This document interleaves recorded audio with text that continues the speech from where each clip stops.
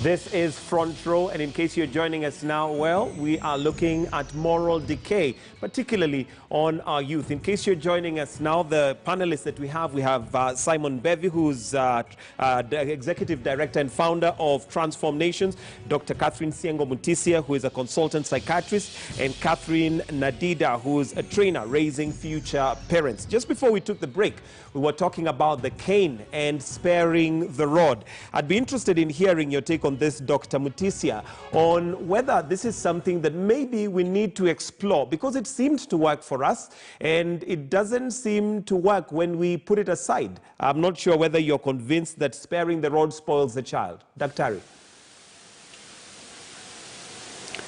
Okay, my opinion would be that caning is not necessarily the best way to discipline the child, because if then you teach the child that whenever they are wronged, then violence is the way to correct behavior, then it might become a challenge as they grow older. There are many ways you can actually shape behavior. For example, we've talked about making sure that whenever a child breaks a rule, they get a consequence. And like Pastor Mbevi has given an example that denying a teenager their phone, taking away their phone for a week or for a day, is actually more punishment than caning. And loss of privileges. Remember, even our times when there was caning, we know that we still had some children and adolescents who misbehaved. We still had teenage pregnancies. We still had some children running away from home, some teenagers running from home. We still had children or adolescents who would still use alcohol and drugs of abuse. So we can't sit back and say when we had a cane, we didn't have any children who tested limits. So I wouldn't say that it's actually the best way to discipline a child. It's a balancing of making sure that the child understands what is right and what is wrong. In fact, now we know that reinforcing the behavior you want by either praise or a reward system is actually more effective in shaping behavior as opposed to even punishing or caning. And Catherine, I'd like to hear your take on that, because is that not what is giving us a very, a youth that is entitled? The more praise that they get in our days, if you were not number one, you sometimes even got the switch. You are literally caned. But today, even if you're last, you're told, no, it's okay. You are still leading from behind, which may be a false sense of entitlement. Is that the real world we're preparing them for? I think what Dr. is posing, which I agree to some extent, is that there should be a balance. There should be a balance where rewards are given, because also our children are smart. They'll get to a point where you can engage your child who's quite manipulative once they understand the system proactively. So what you're looking for is a balance. As Simon Bevy said, by the time you have a teenager, that's not the time for the rods. That's the time to look at privileges and how you withdraw them and the consequences to their actions.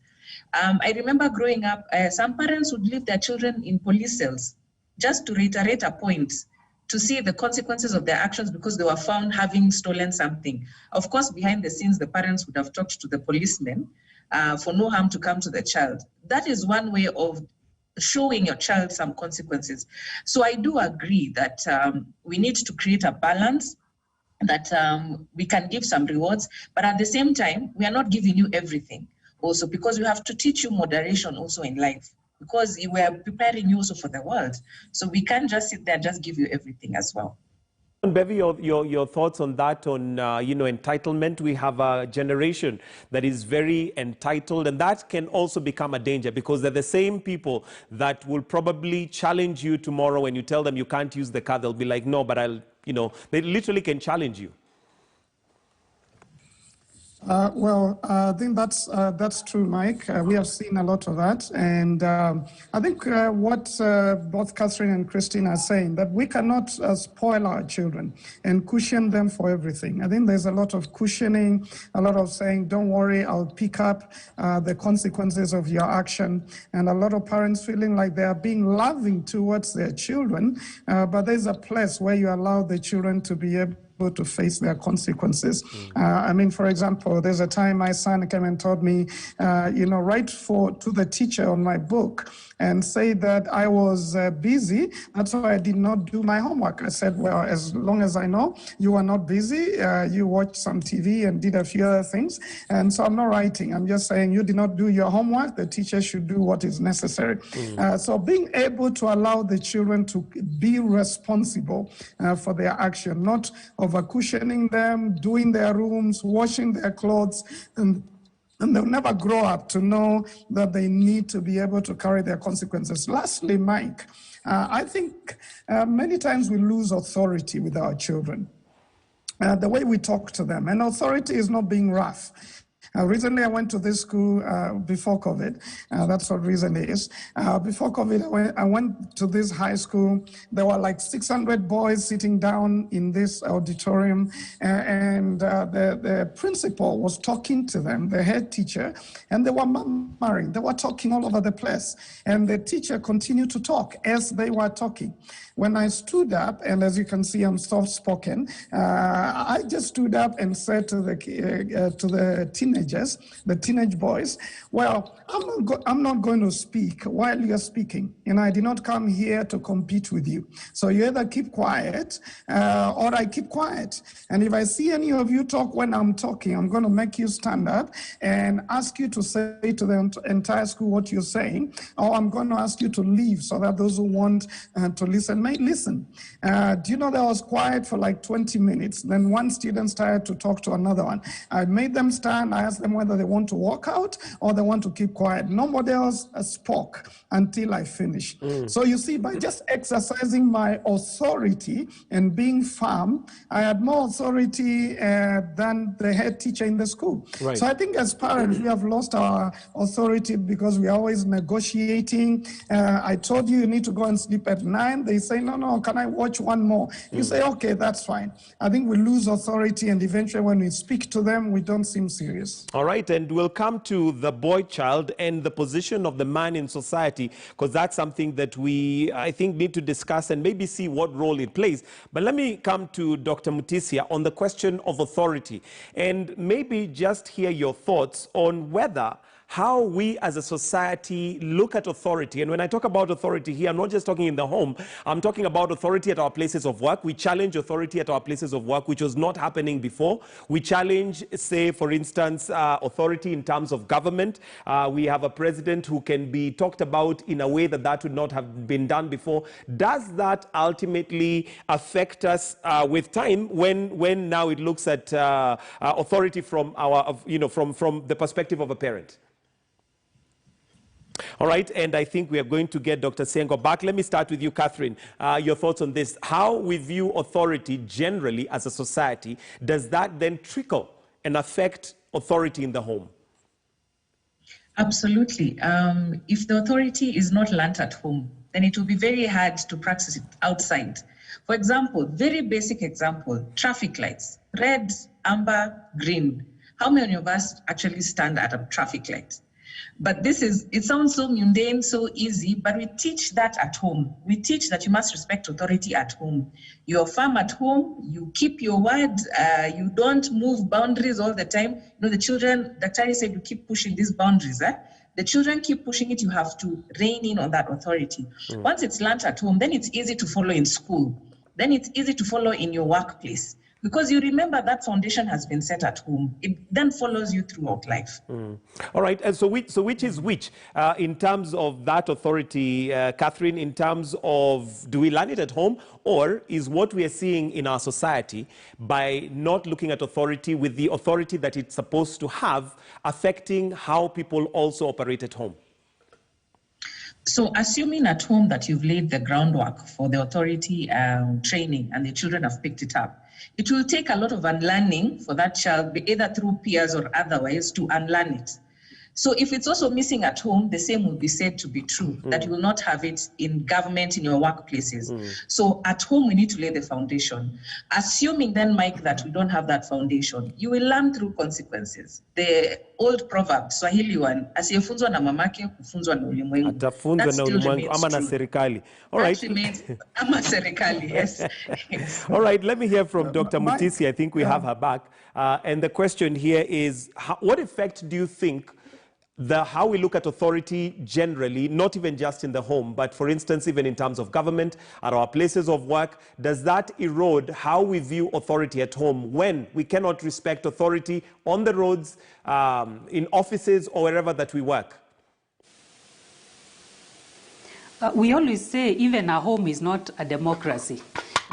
Because if you asked in your house, what time should we be sleeping? Maybe the kids will say we won't sleep at all, we want to watch TV throughout. So even a home is not a democracy, and there needs to be authority at home, and there must be limits, there must be rules which are actually written and known by everybody. Children and adolescents must be given household chores, which they do. And again, I keep emphasizing there must be consequences for every misbehavior. And sometimes we give rules and we don't enforce consequences. So you've said if you watch TV for more than 1 hour, that the following day you will not watch TV, but you don't enforce it. So that waters down the authority. So if there is authority from home, and we know that even a home is not a democracy, then the child learns to obey authority, even they're at workplace or at school. But again, when we are dealing with teenagers, there is peer pressure, which we should not assume it's not there. And that's why even at school, there has to be a way of enforcing consequences for any misbehavior. I said that children and adolescents will keep testing limits. So even at school, regardless of whether it's a pastor's child or not, even at school, they will still test the limits and see what the teacher can do. So even if we are doing it at home, even at school, it still needs to be enforced, and that's why there are also rules in school. And at workplace, we also know there are regulations which need to be followed. So it has to be done everywhere, but it starts from the home. All right, and the question that we had asked earlier on, would like to hear what you have to say.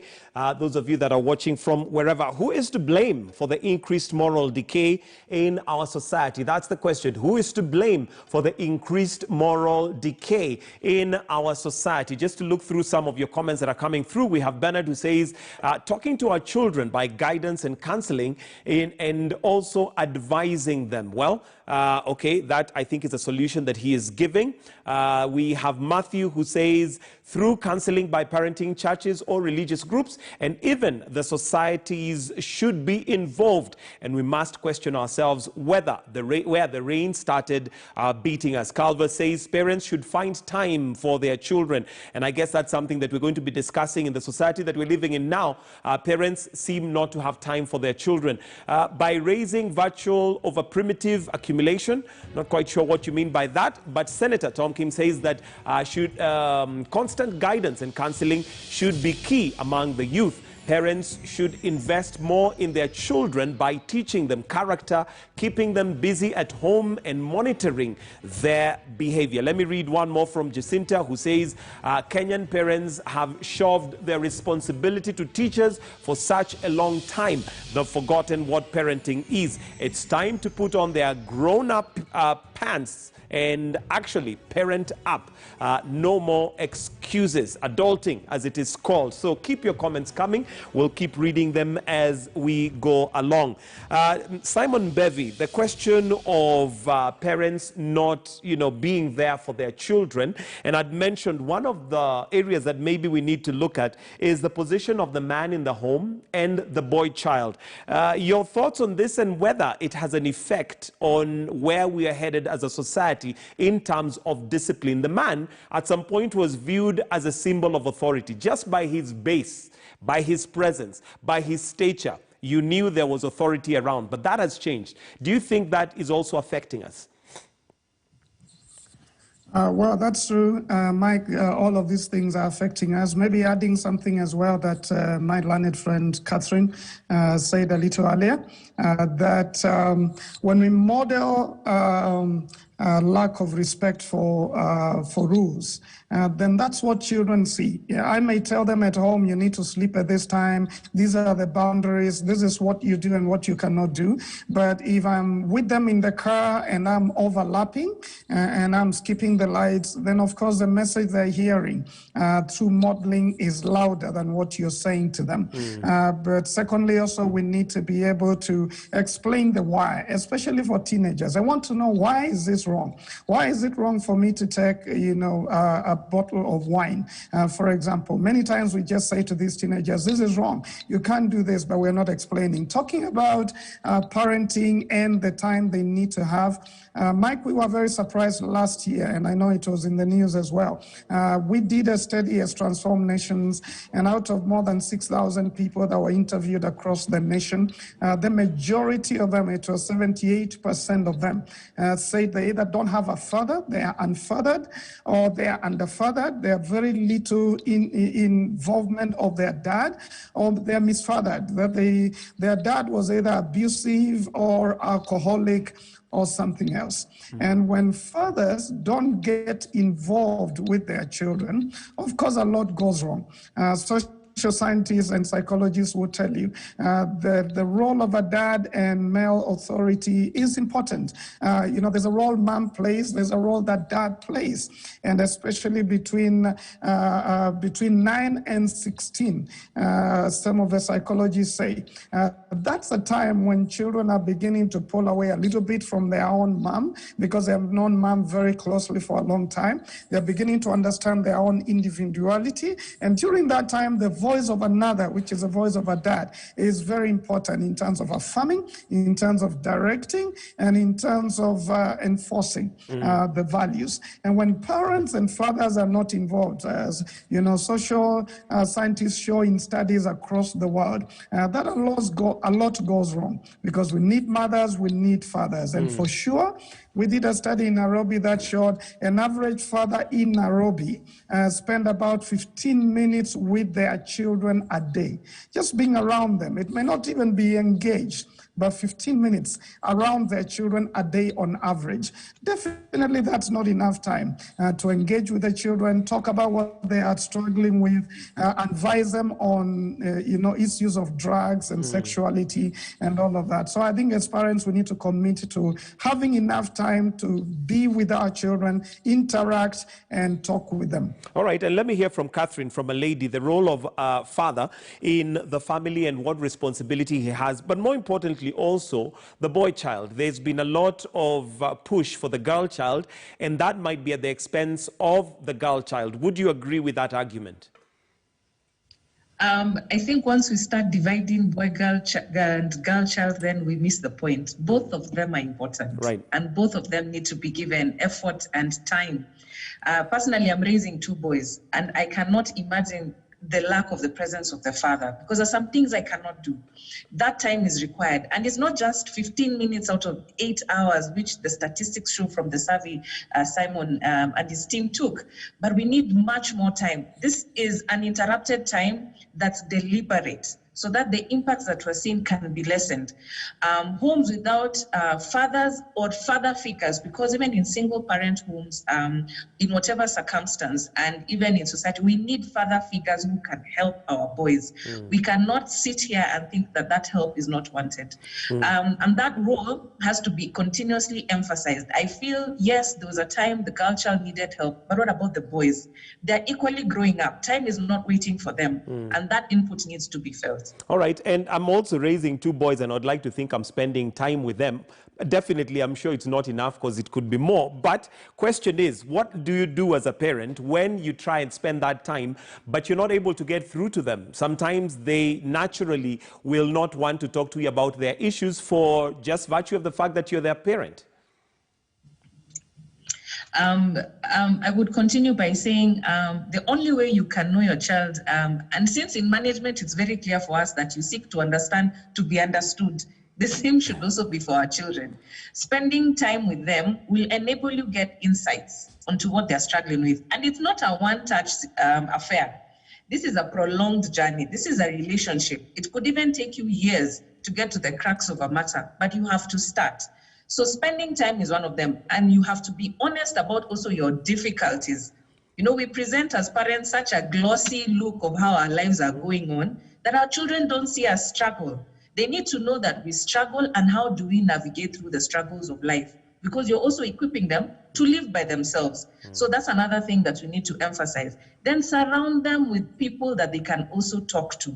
If they have difficulties talking to you at that time, who else can they run to? A confidant, somebody who you know and trust with the right sets of values who can help your child navigate troubled times. Those are some of the things that I would put in place. All right, and Dr. Mutisia, on the clip we played earlier on, we had Dr. Njenga, mentioning and saying that one of the things that lack in our upbringing of our children is structure. Kindly define for us, when we talk about structure for bringing up children, what does that look like?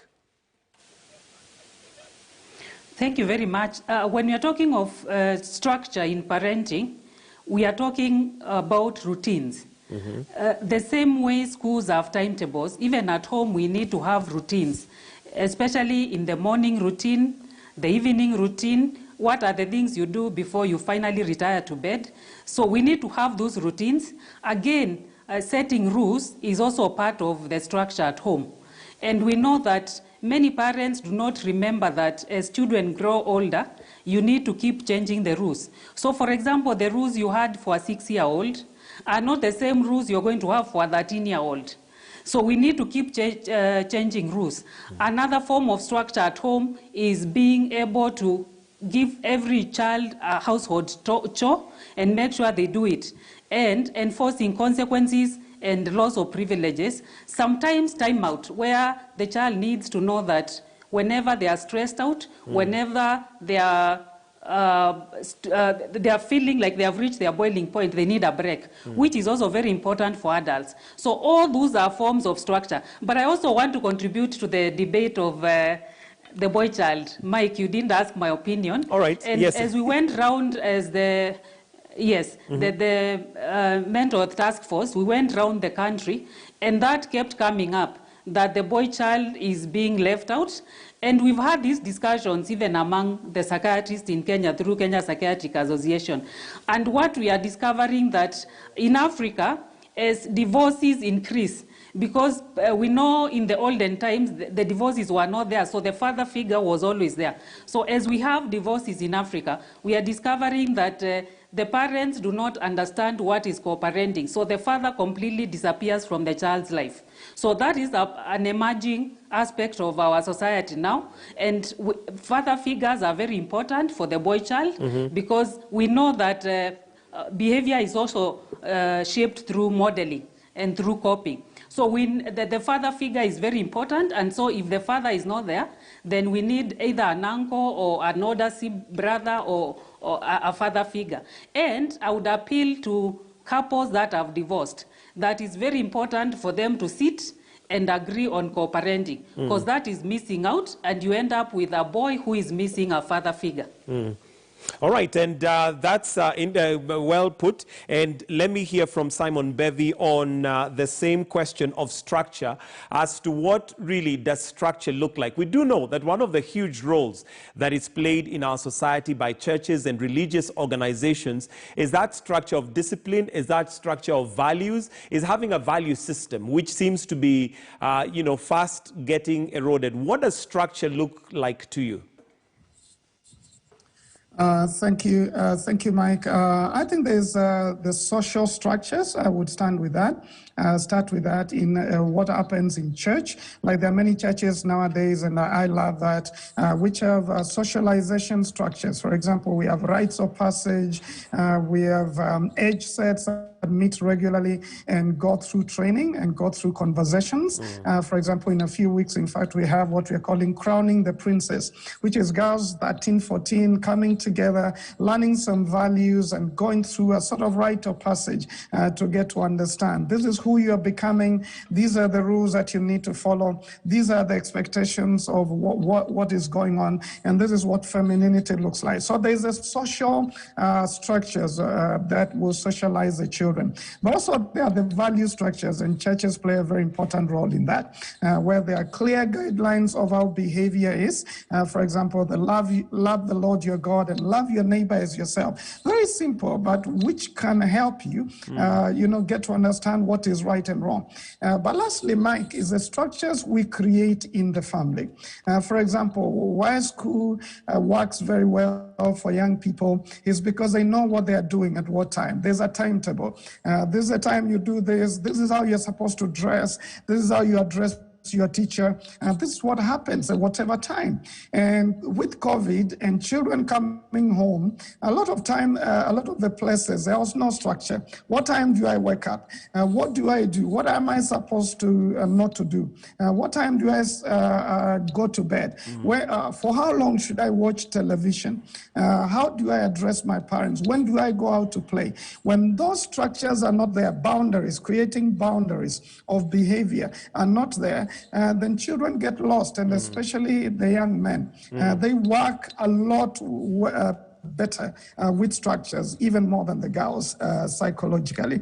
But those structures at home, timetable, knowing the rules, knowing the limits, and practicing that often enough for them to realize that becomes a culture for them in the home and also outside of home. All right, Catherine, I know you had mentioned something to do with children learning more by what they see than what we tell them. They learn more from what they see us parents doing than what they hear. But maybe just a subtle place where structure has completely gone out of the door is how we interact with technology, our phones, our screens, our computers. As far as we are concerned, we are busy replying to that email. We are busy catching up with a series. We are busy, checking what's going on. For me, who's in media, I need to find out what's going on Twitter. But that, again, we tell our children to stay off, to reduce their screen time. Does this give a mixed message to them? Absolutely. Really, children learn from what we're modeling. I mean, there's no better statement than that. If you spend all the time on screen, on your phone, on your laptop, or whatever gadget it is that's on your hand, then the children will do the same. And they will not understand when you put boundaries as to when they can finish that program that they want to watch, or whatever it is that they're doing online. And this modeling has to be consistent. Technology is with us. The information age is here with us. What do we do with it? We have to consistently change, and we have to consistently adapt. One of the things is have a shut time for when your phones are on the side, your laptops, everything. There's a shutdown of everything. And you let your children hold you to account. You're modeling this behavior on a very basic level. So that they say, Dad, we agreed at 8 p.m., everything gets shut down. Then create activities around the times when you don't have technology interrupting your daily activities. If you're in the office a full day, what about in the evening? Do you still come back to the phone, catching up with that latest tweet? Find time, pockets of time that you can engage with children outside the gadgets. Right. Those boundaries have to be in place. Yeah. All right, and a quick reminder of that question that we had asked earlier on as we take a break is, who is to blame for the increased moral decay in our society? We'll be sampling some of your comments when we come back, but for now we're going to take a break. Who is to blame for the increased moral decay in our society?